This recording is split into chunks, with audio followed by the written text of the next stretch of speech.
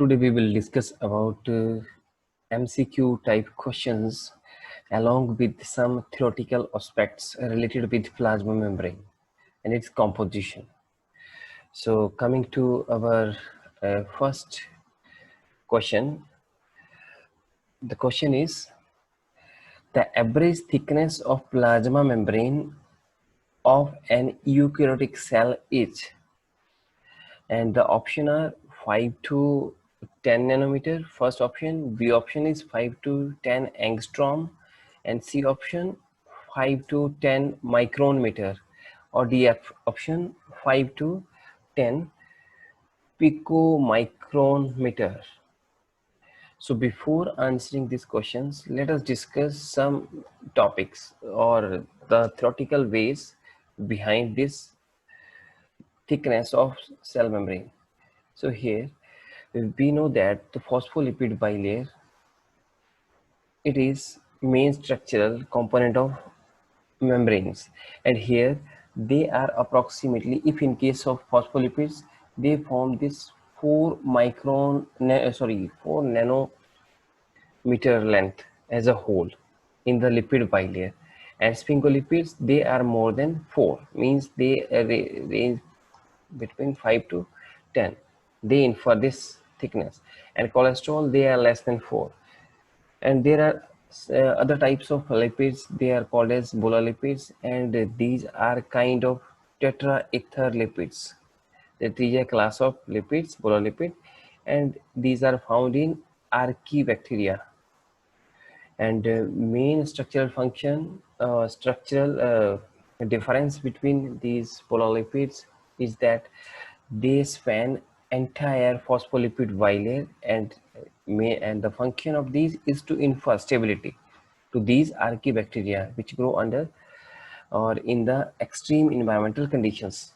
But coming to our question, so the thickness of phospholipid bilayer, it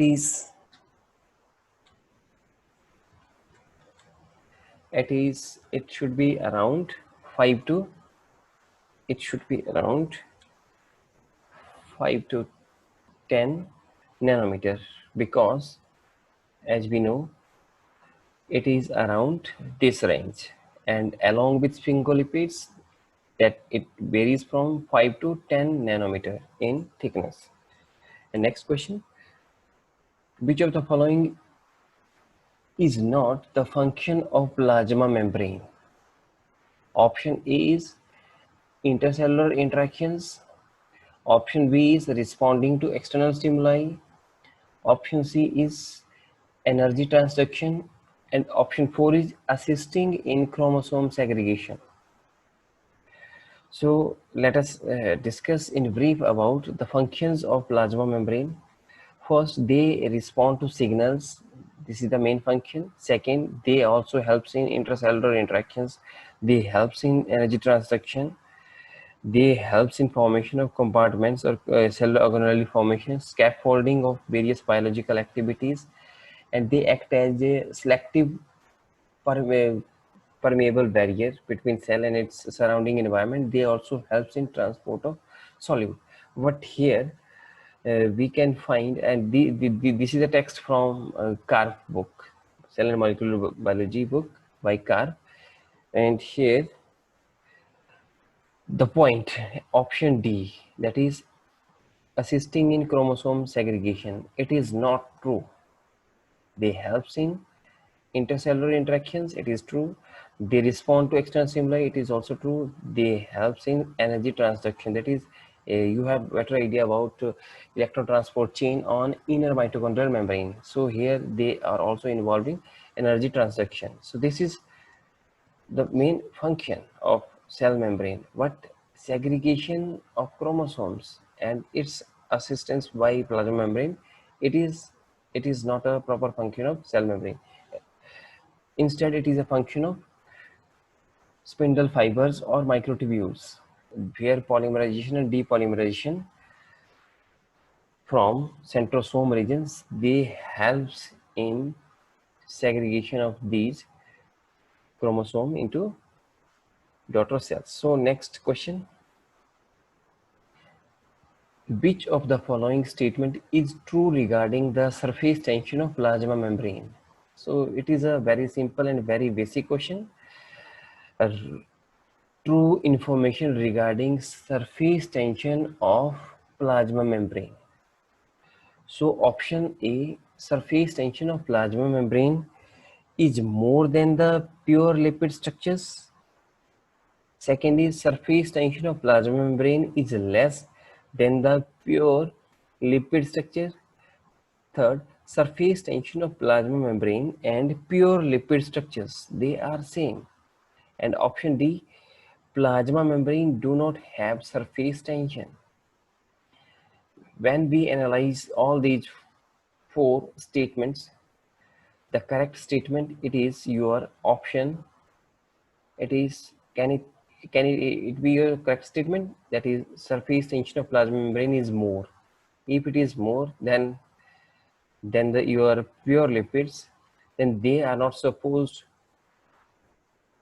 to be organized into different morphological extensions as well as mosaic features of plasma membrane or asymmetric distribution of protein or lipids.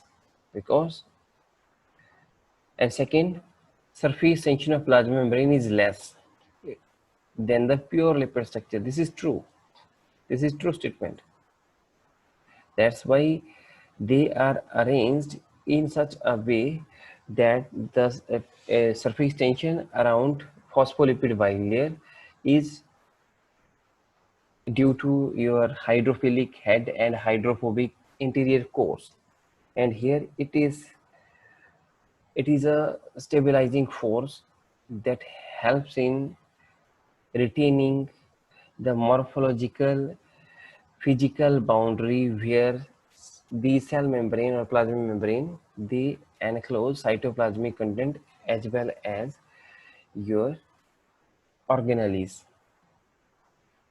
And option C, surface tension of plasma membrane and pure lipids, they can't be same. If it is so, then every lipids or fat molecule, they can be organized into cell membrane, but it's not true. So it's wrong. First one is also wrong. And if plasma membrane do not have surface tension, it is also wrong. So coming to our next question. Which of the following statements best describes the chemical composition of plasma membrane? Here we have four statements. Statement A is plasma membrane is composed of two layers. One is layer of phospholipids and one layer of proteins. Phospholipid layer and protein layer. And second option is plasma membrane is composed of equal numbers of phospholipids, proteins, and carbohydrates. Means they are proportionate. 33% phospholipids, 33.33, and proteins and carbohydrates. It means they are proportionate in the cell membrane.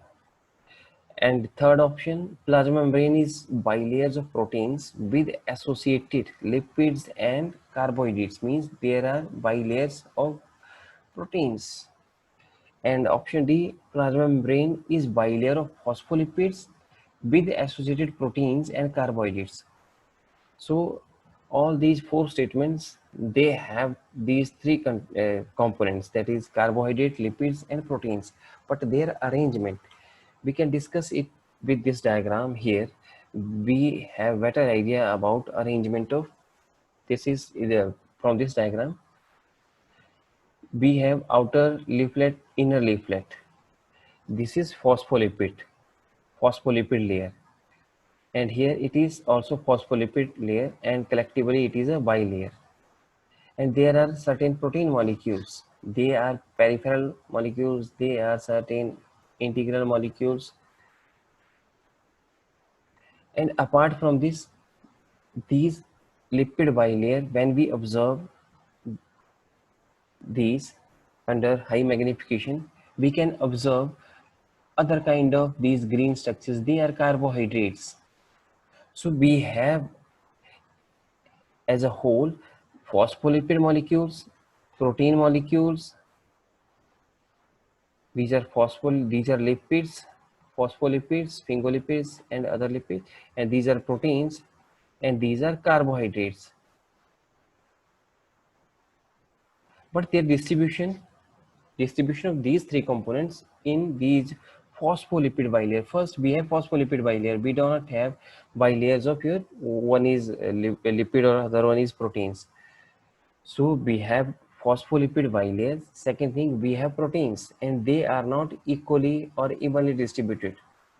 There is asymmetric distribution of carbohydrates as well, and also in case of lipids, they are also distributed on inner and outer leaflets in a differential way.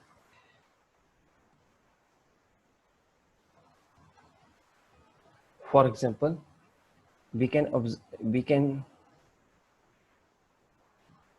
study this asymmetric or unequal distribution of phospholipids and other molecules in these lipid bilayers. Here in this diagram, we can see that phosphatidylainositol, it is a phospholipid, phosphatidylserine, and phosphatidylethanolamine. They are more concentrated or they are more distributed in inner leaflet of phospholipid bilayer, and account of their distribution it is 94 to 100%. For phosphatidylserine, phosphatidylethanolamine, they accounts for 87 to 100%. And similarly, outer leaflet of lipid bilayer, they have other phospholipids and sphingolipids. For example, sphingomyelin, it is 80 to 100% distributed here. Phosphatidylcholine, they are 50 to 77% distributed. And in case of glycosphingolipids, they are almost 100% distributed there. And these glycolipids, they are formed, this is structure where you can see this is a carbohydrate molecule and it is associated with this sphingolipid. So collectively they are called as glycosphingolipids.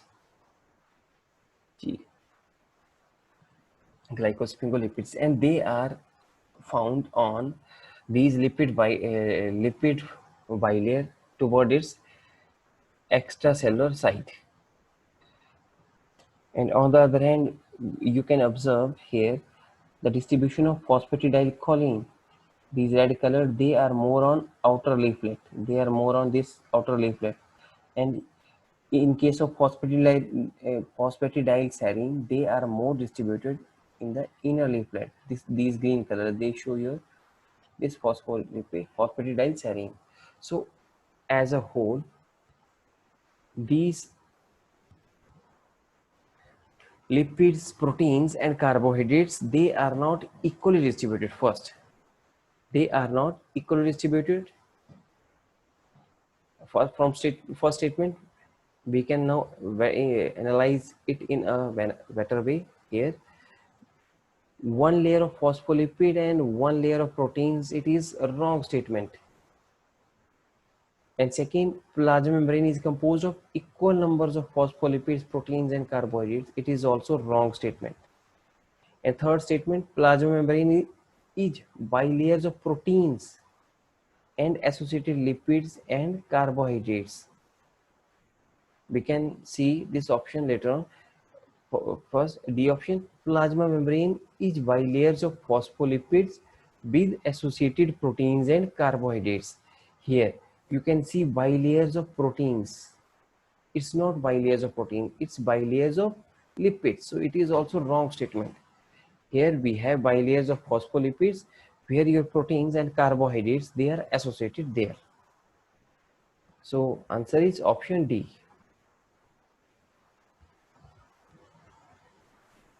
Next question, that is question number, next question.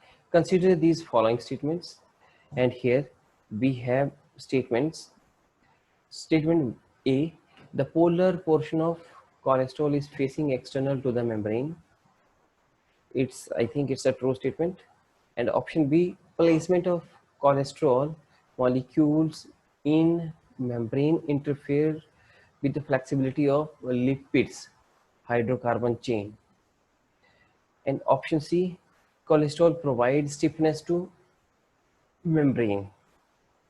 And option D, cholesterol is absent in plasma membrane of lipid of plants. And option E, cholesterol is absent in bacterial plasma membrane. Sorry, these are not options, these are statements just. We have options on the basis of their combinations, which one is true and which one is false. So here from we can analyze these statements separately here. The polar portion of cholesterol is facing external to plasma membrane. It is true. It is true statement. And their hydrophobic planar ring structures or hydrocarbon chains, they are facing towards their middle hydrophobic core of lipid bilayer. And second option, second statement, placement of cholesterol molecules in the membrane interfere with the flexibility of lipid hydrocarbon chain. Yes, it is also true, and they infer intermediate fluidity. And option statement C, cholesterol provides stiffness to membrane. It is also related with this intermediate fluidity.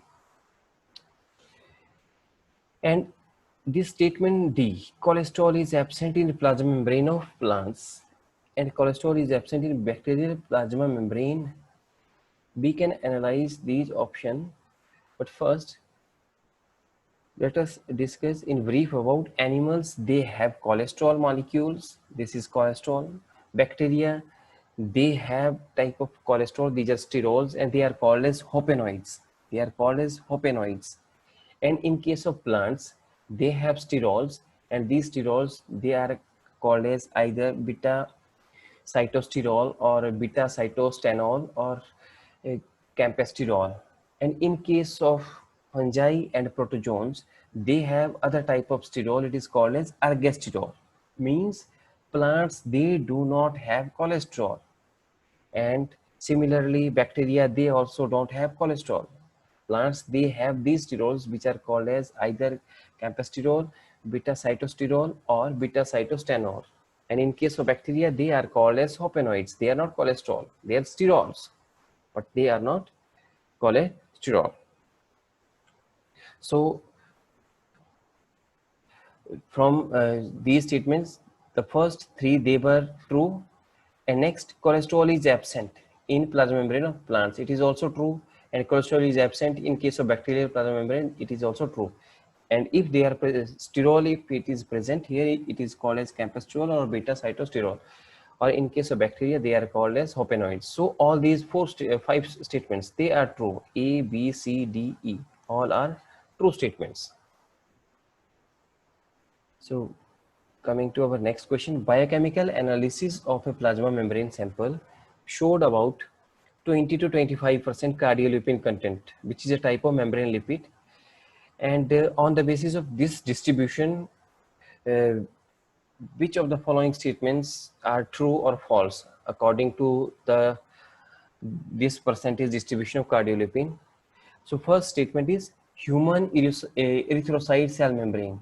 If the biochemical analysis depict this cardiolipin content, so we have different options. For example, human erythrocyte cell membrane, they have cardiolipin content and its percentage.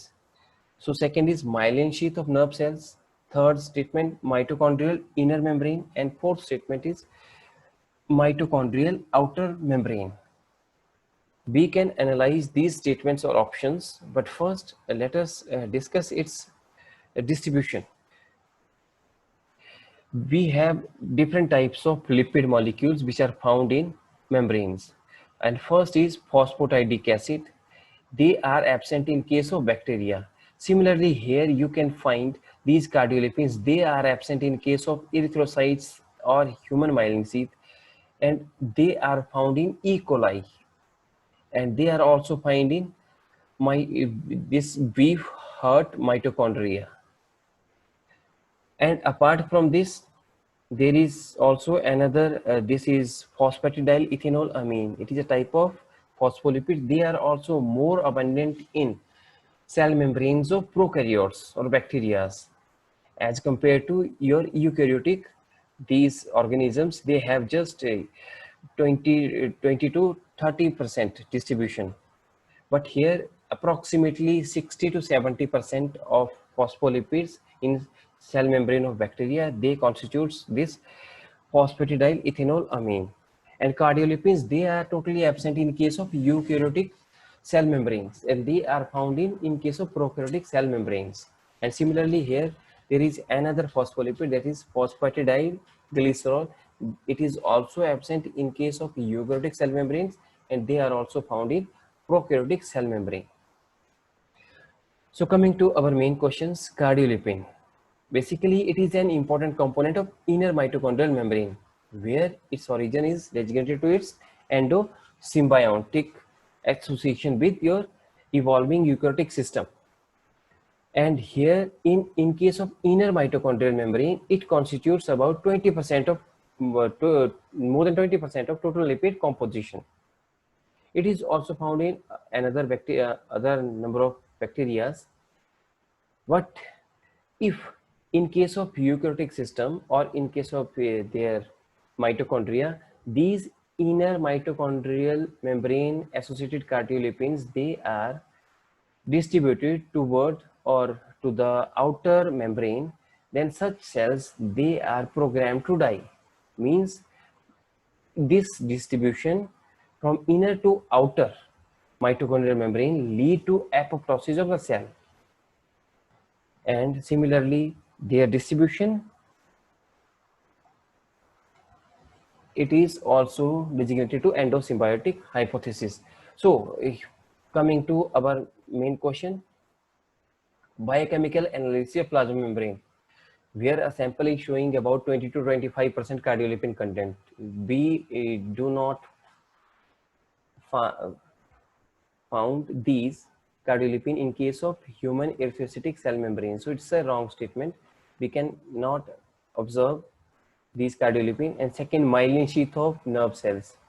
No, we cannot find here also. And option D, mitochondrial outer membrane. If they occur there, then they are programmed to die, apoptosis of the cell.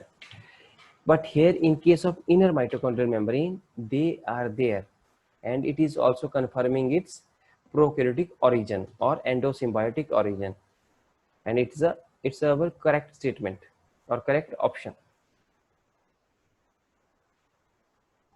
So next question, glycolipids in plasma membrane are usually located at outer leaflet of plasma membrane, inner leaflet of plasma membrane. They are evenly distributed in both inner and outer leaves of plasma membrane, or they cannot be predicted as it varies according to different cell types. In case of membrane carbohydrates, they constitute 2 to 10% of your membrane components, and here the carbohydrates, they are found on phospholipid bilayer, where plasma membrane face outward into extracellular space. And second thing, if these carbohydrates, they are found in cellular membranes, they must face away from the cytosol. It means outer leaflet of plasma membrane. It is a correct answer. We cannot observe these on inner leaflet of plasma membrane.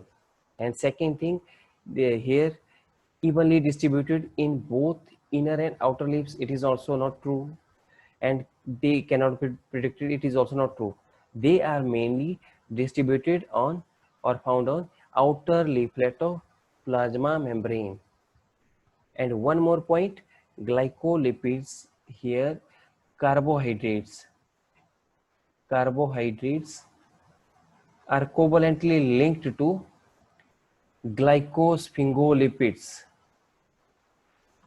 It's a covalent interaction where carbohydrates, they are fixed to these membrane lipids, glycosphingolipids, which are found 100% on outer leaflet of the cell membrane. And similarly here, they are also glycolipids, they are also observed on outer leaflet of plasma membrane. Next question. Which of following events in a biological membrane would not be energetically favorable and therefore not occur spontaneously? the rotation of membrane proteins, the rotation of phospholipids, the lateral movement of phospholipids, or the flip-flop of phospholipids to opposite leaflets. Which of the following event in a biological membrane would not be energetically favorable and therefore not occur spontaneously? So here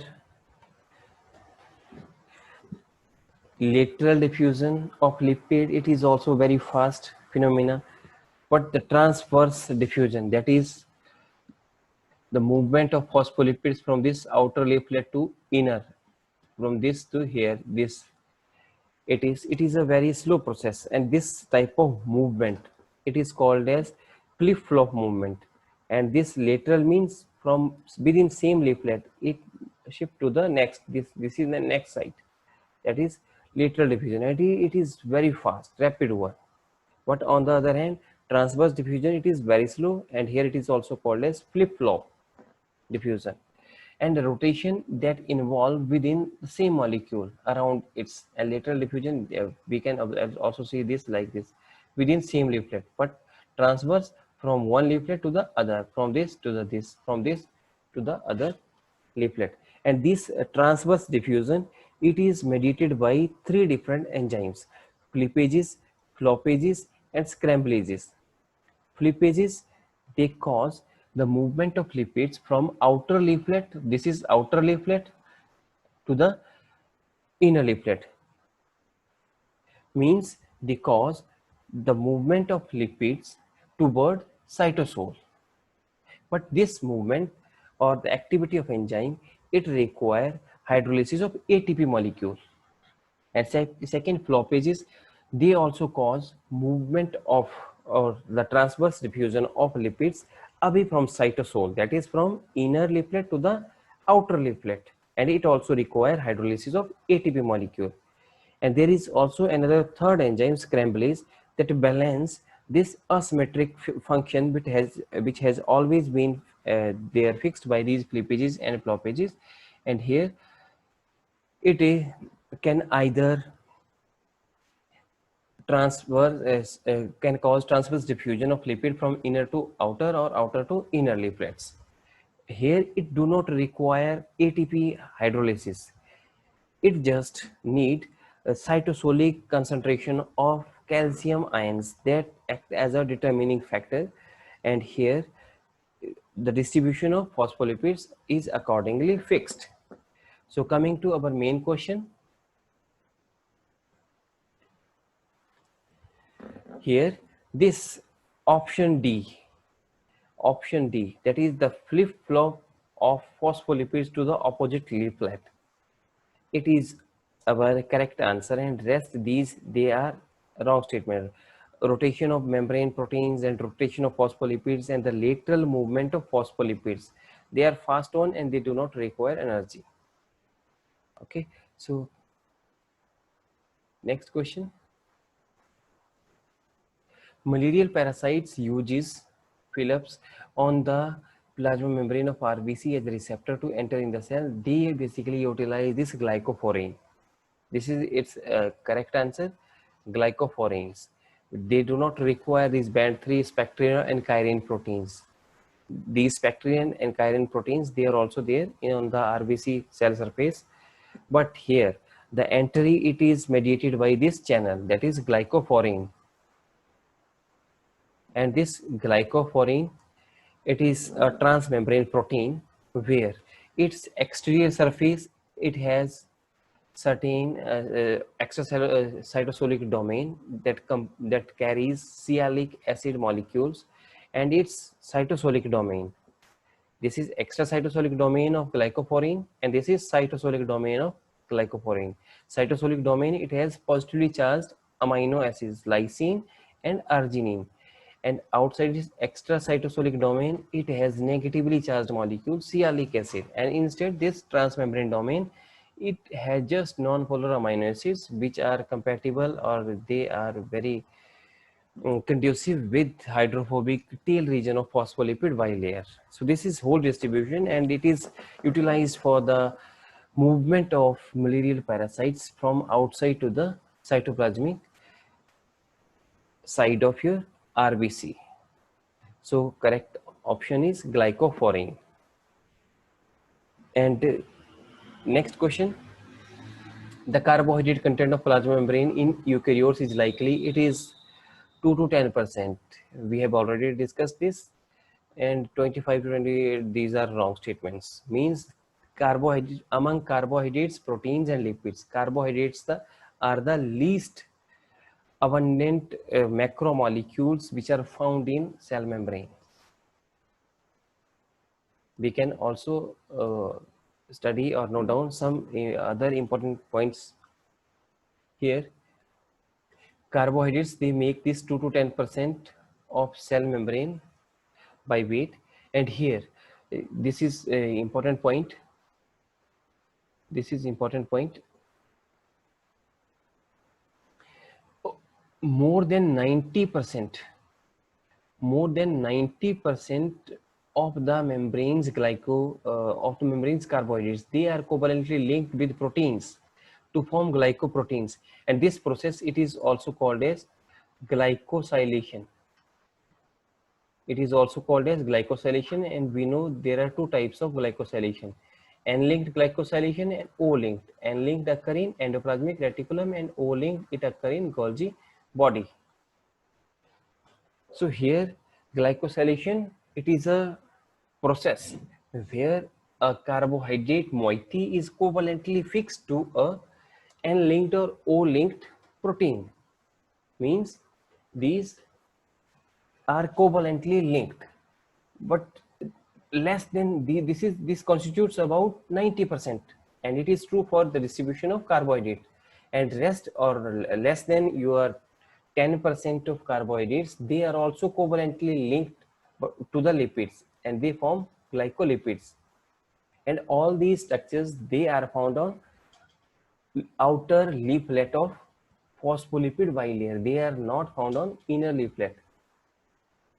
And third thing, these carbohydrates in glycoproteins, they are short, and they are oligosaccharides, branched, they are branched one, they are hydrophilic one, and their length, it is less than 50 sugar residues, means 15 monosaccharide units. Maximum length, they are supposed to be less than this length.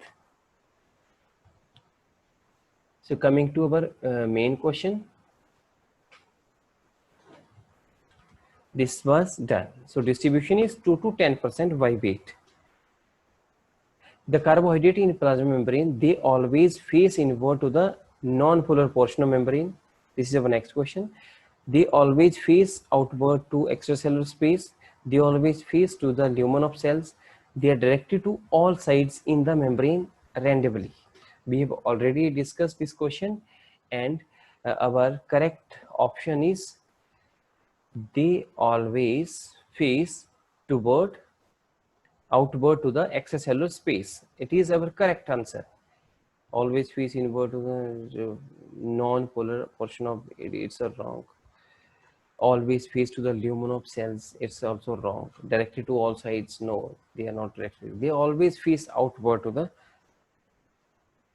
these phospholipid bilayer here. All of carbohydrates of plasma membrane faces outward into the extracellular space. And second thing, the carbohydrates of internal cellular membranes, they also faces away from the cytosol. So it is done. So muscular, next question is muscular dystrophy, which is a devastating disease that cripple and kills children, are caused by mutation in dystrophin, mutation in band3 protein, mutation in glycophorin A, or mutation in NKD. Basically, this muscular dystrophy disorder, it is caused by mutation in dystrophin gene. It is caused by mutation in dystrophin gene. This is our correct answer. And this dystrophin, it is an example of a spectrin family protein, and mutation in this cause crippling of your muscles, and which ultimately kills children.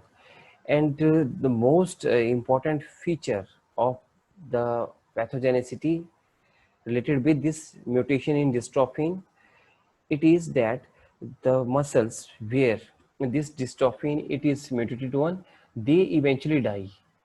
They first die, but they are not replaced, and this condition it causes crippling and ultimately death occurs.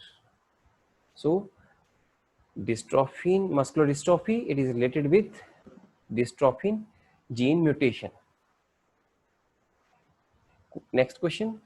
Enzymes such as desaturate phospholipase and acetyltransferase are very essential for maintaining the integrity of plasma membranes, and these enzymes are involved in, they are important enzymes, that is, first is desaturase, phospholipase, acetyltransferase. They are essential for maintaining integrity of plasma membrane. And where they are involved, if they are maintaining your plasma membrane, then their main function, it may be maintaining the bilayer nature of membrane, maintains the semi-permeability of membrane, maintaining the fluidity of membrane. They maintain the position of transmembrane proteins in the membrane. Out of these four, the correct statement is they helps in maintaining fluidity of membrane. We can also discuss it with some theory here. These are the written notes from Karpuk. Here, maintaining of membrane fluidity, it is discussed with these all three enzymes, desaturase, phospholipase, and acetyltransferase, and they helps in overall intact integral structure of phospholipid bilayer, means maintenance of fluidity. So next question is, a person having the enzyme which adds N-acetyl galactosamine to the end of glycolipids, which determine the blood group, and the blood group of the person will be, look here, the important point is N-acetyl galactosamine, which is added to the end of glycolipids, and here blood group is fixed. We can also discuss this blood group can either be A, B, AB or O. The correct answer it is, we can discuss this here. You can see this is O antigen. We have here, it is sphingolipid, it is glycosphingolipid, and here carbohydrate moiety is glucose, galactose, N-acetyl galactosamine, galactose, and fucose. This is O antigen. But here, in case of A antigen and B antigen, we have additional these. Here, in case of O A antigen, we have this additional N-acetyl galactosamine, and here in case of B antigen, we have galactose as an additional group on this carbohydrate chain. Otherwise, we have just this glycosphingolipid. It is associated with this carbohydrate. So carbohydrate, it is buried. So from our question point of view, N-acetyl galactosamine, it is where it is found in case of blood group A antigen. So this is our answer. And next question, so here this is A antigen having N-acetyl galactosamine. Next question, a person having the enzyme which add galactose to the end of glycolipid, it is your answer. Answer is B. B is true answer.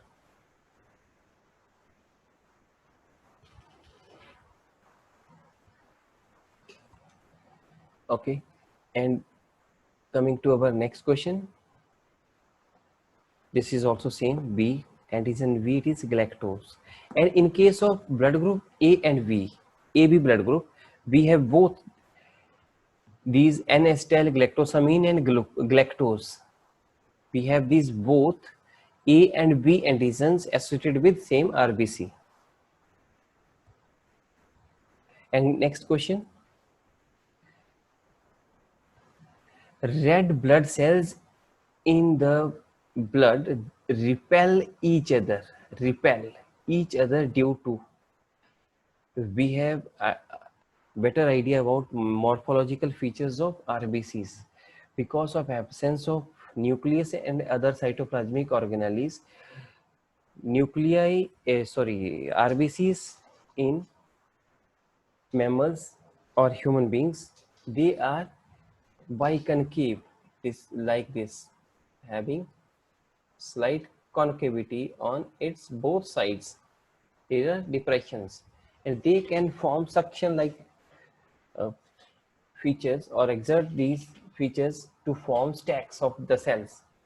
But here these cells in this biconcave shape, they repel each other due to, and here statements or the options, they are, first option is the concave shape of RBC, this is responsible. Second, they lack nucleus and other membrane structures.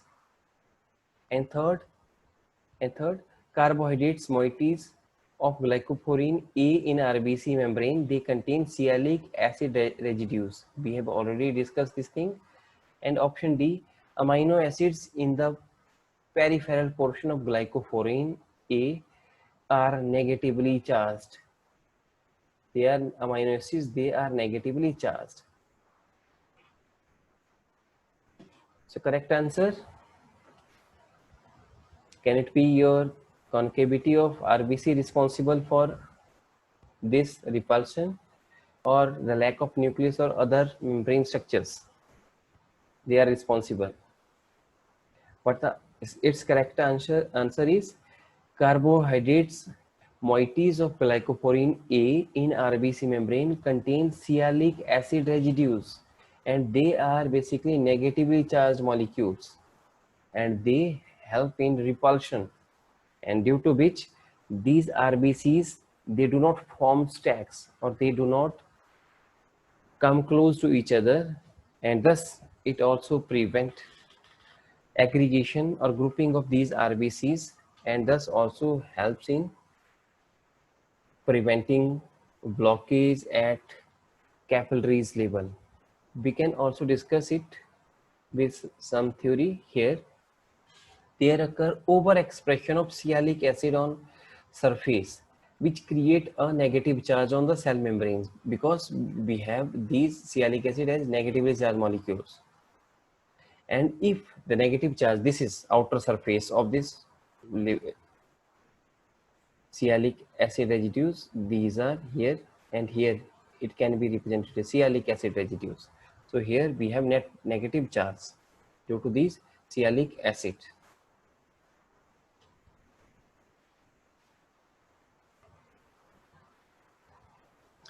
And since in case of plasma context, the role of these sialic acids, since water is a polar molecule with partial positive charge on both hydrogen atoms, it is attracted to cell surface and membranes.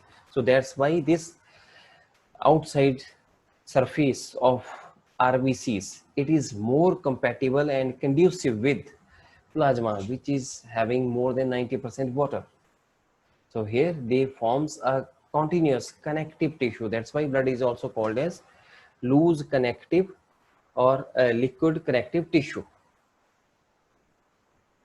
So our answer, it was presence of sialic acid infer negative charge on the surface of RBC, which also helps in repulsion of these RBCs, and they are not grouped. Next question is, the main role of carbohydrates in the cell membrane is, their main role is adhesion, recognition, locomotion, or reception. So their main role is recognition. They are not involved in adhesion, locomotion, or reception. They are mainly involved in recognition.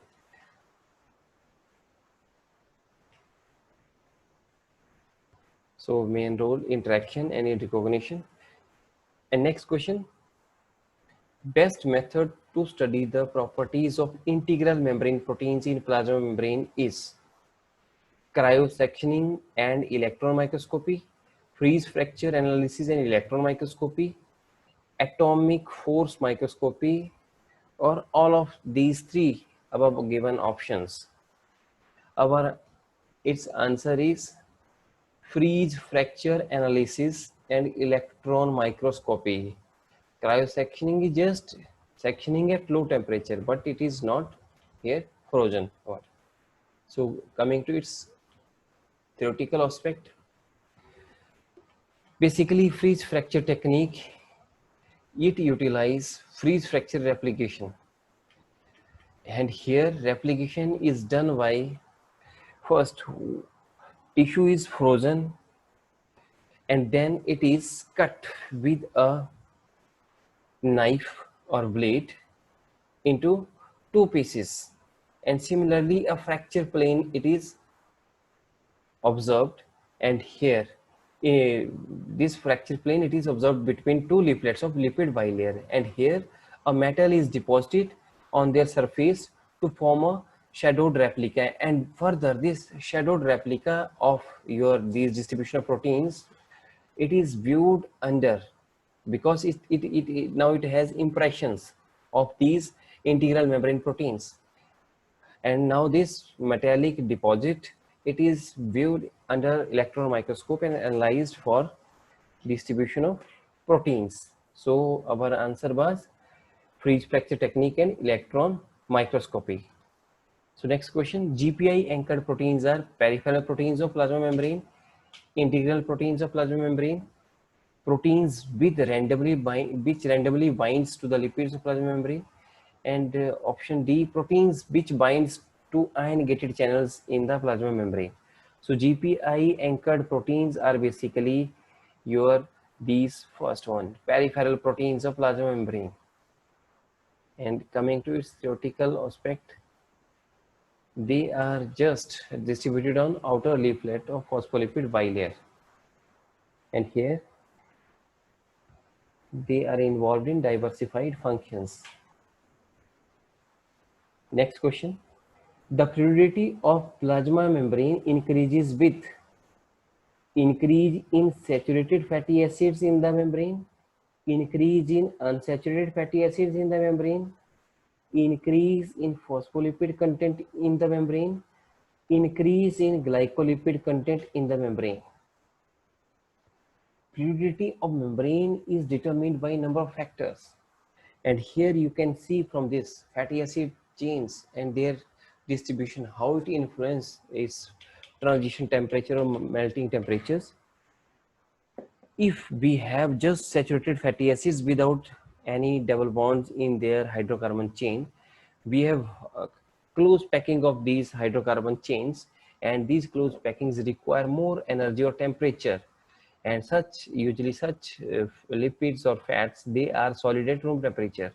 So here it has maximum melting temperature, that is stearic acid, they have 70 degrees Celsius. On the other hand, unsaturated fatty acids they have double bonds, and these double bonds they occur always in cis conformation. For example, this is here like this is cis on the same side, it is hydrocarbon chain and CSI, and it do not occur like this is H and H, it is trans. So this is cis, it is favored one, energetically favored one conformation of your double bonds in fatty acids. Cis it is most favored and it is not favored.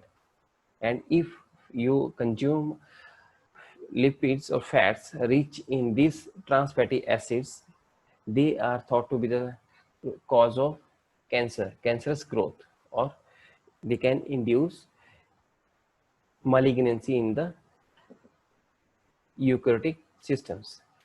So here, in case of these unsaturated fatty acids, they may have single bond, they may have double, triple, or more than 3 bonds. So oleic acid, linoleic acid, linolenic acid, and icosapentaenoic acids, these are some of your unsaturated fatty acids, and when they are found, they are not packed. For example, it is your saturated fatty acids, but in between, if any unsaturated chain, there is double bond, but this is unsaturation. And here, if it was like close packing, so it is saturated fatty acid, and here it is unsaturated fatty acids. So they are having these crooks, natural bends, and it do not allow them to arrange into these crystal close packing. And similarly, these are liquid at room temperatures, so they require low temperature or energy. And here basically they are liquid at room temperatures, so maximum plant derived or vegetable oils, they are unsaturated fatty acids. They may have 1, 2, 3, 5 or more double bonds. So degree of unsaturation, more cis unsaturated fatty acids in the membrane, they make membrane more fluid, and saturated fatty acids, they make membrane less fluid. And second thing, the length of fatty acid chain is also another determining factor. Shorter the fatty acyl chain's length of phospholipids, lower will be their melting temperatures, and membranes, they will be more fluid. Higher the chain or longer the chain of fatty acids, more temperature will be required to change its crystal close packing, and hence they are solid at room temperature, or membranes having these longer fatty acid chain containing phospholipids, they are less fluid. On the other hand, membranes with fatty acids or fatty acids with shorter hydrocarbon chains, they are having your more fluidity, they are more fluid. And in the last, cholesterol content, they infer intermediate type of fluidity, means at high temperatures they interfere with, they make membrane more fluids, but that fluidity also interferes with biological functioning, means they can make membranes more permeable to unwanted entry of certain molecules into and exit of certain molecules out of the cell. And at low temperatures they infer fluidity, they make membrane more fluid, and here they are also helpful in survival of organisms at low temperatures, because they make membrane fluid and its biological nature is retained. So these are some of the features where membrane fluidity is useful. So coming to our main question, the fluidity of plasma membrane increases with, that is, increase in unsaturated fatty acids in plasma membrane. It is correct answer. And other increase in saturated, it make membrane less fluid. So it is not a correct answer, correct statement. Increase in phospholipid lipid content in, no, it is then it will be similar to all organelles or structures. And last option, increase in glycolipid content, no. Carbohydrate content, if it is increased, then cells, they are more susceptible for oxidation or even other recognition or adhesion with other interacting molecules. So our correct answer is option B, that is, increase in unsaturated fatty acids in the plasma membrane lead to fluidity of plasma membrane, that is, increased fluidity. So that's all. Thank you for your patience.